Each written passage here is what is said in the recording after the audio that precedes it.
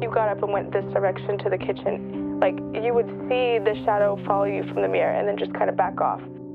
You're trying to make contact with a spiritual energy, and then all of a sudden, things start happening. Do you believe in ghosts? We're here at an undisclosed location in the historic Las Vegas neighborhood, and we're meeting up with a paranormal investigator to see if we can make contact with the other side. Last Halloween, we made an attempt at ghost hunting at the historic Binion's Hotel. When we came up here, that door was not open. While our experience was creepy, we had no idea what we were doing, and we did not manage to make contact with any ghosts. So this year we took ghost hunting a step further, and we tagged along on a hunt with Joshua P. Warren, a professional paranormal investigator with over 30 years of experience. Today, we're finding out if this residence is truly haunted. Both the current and previous tenants of this house seem to think it is. Things will shift and move. We heard this laughing. Then things started to appear or things started to show up missing. Feel weird. This one little hallway would flicker once in a while. You would see the shadow follow you from the mirror and then just kind of back off. A gentleman, and I think it's Johnny, he walks around. This eclectic family of Chuck, Irene, and her daughter Jade moved into this residence originally owned by a man by the name of Johnny. In 2008, at the age of 93 years old, Johnny passed away in the home, but the house's haunted history goes well beyond Johnny's passing. In the 1980s, Johnny's daughter died in a car accident, and they held her funeral in the home. In the 90s, his wife passed away in the home. And even though his wife and daughter were gone, Johnny said they were always with him, so much so that he left his daughter's room exactly the same since she passed. I was emptying some of the drawers of his clothes. I was taking some of those out, his daughter's clothes from the 80s. I was throwing those away. After Johnny passed away, family friends DJ and Vanessa moved in to fix it up to sell it.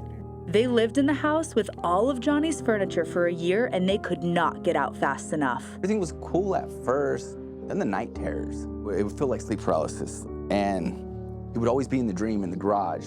The dreams were weird. They felt too real, and I would wake up screaming. So we just got to the point where we were like, we need to move. The day that DJ and Vanessa moved, the door slammed shut behind them. And then Get out. Yeah, it was like a slam. It was a slam, and then DJ's like, all right, Johnny, we're out of here. Lover of haunted artifacts, Johnny would bring them into the house. He would go out into the desert and into caves and bring home stone and petroglyphs. He would take them off, and he brought them in and made an entire floor out of their pictographs. And I do believe that this brings in some weight. I believe that this does bring in energy. There's a lot of past here. This room, the library, Irene says is the most haunted room in the house. Like Johnny, Irene also shares a passion for haunted objects, which adds another layer to the complex energy of this house. Both Chuck and I absolutely love working with spirits and haunts, and it's always exciting. We just have fun and enjoy it. In the spot where Johnny passed, Irene constructed a koi pond in order to bring calming energy to that location. Irene's daughter, Jade, also lives in the home. Okay, so this is my room. Whenever Jade changes clothes, her room's door will slowly close shut. Instead of being scared, she views it as a positive thing. Yeah, and his daughter used to live in this room too. It doesn't scare me at all. It's just kind of like something that's like safe, like, oh, like it protects me. After our tour of the house, Joshua assembled his team and their equipment. This is what happens when a human is around it, and so that's what we're looking for, to see if we get any action when a human is not around. What better place to start than where the death occurred? With a baseline room temperature of 77 degrees, we began. Johnny, are you here? If you're here, can you give us a sign? It wasn't until we asked, Johnny, how much do you love your daughter? that something happened. Guys, what do we got here? Anything? Done anything. There was no one behind me. I even turned around to see if it was Jason maybe, but no, something grabbed the back of my shirt. The plants just now started moving. Granted, there are fish in the pond, but up until this moment, all was calm. The temperature also dropped while we were in the room, but alas, there was no sure signs of Johnny, so we moved on to the most haunted room in the house, the library. What happened next truly had us all pretty freaked out. Johnny, if you can hear us, could you tell us what you like to do as a hobby?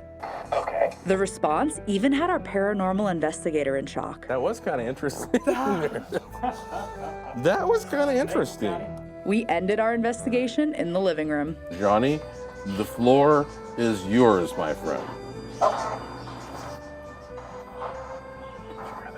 We got another okay. We got another okay. This heat map is going off. Like, it's just constantly pulsing from blue to red, and all I'm doing is pointing it at the couch. Showing up on 2 of our devices, there was an anomaly sitting next to us on the couch. Unfortunately, we couldn't get anything else out of Johnny in the house, so that was where our investigation for the day ended. I mean, we have scratched the surface of what's happening here. I've been doing this for a long time, over 30 years. And this is one of the most unusual and exceptional and fascinating properties I have ever seen. While you can't visit this private residence, if you wanted to experience a haunt of your own, just around the corner from here, you can visit Zach Bagan's The Haunted Museum. Or if you want to go ghost hunting yourself, Binion's Hotel will include a ghost hunting kit if you stay in one of their haunted rooms. As for Chuck and Irene's house, Joshua said that this was just the first step in a paranormal investigation of their home. Oh, hey, if you like this video, don't forget to subscribe to our channel so you don't miss any of our content. And for more spooky videos like this, check out these.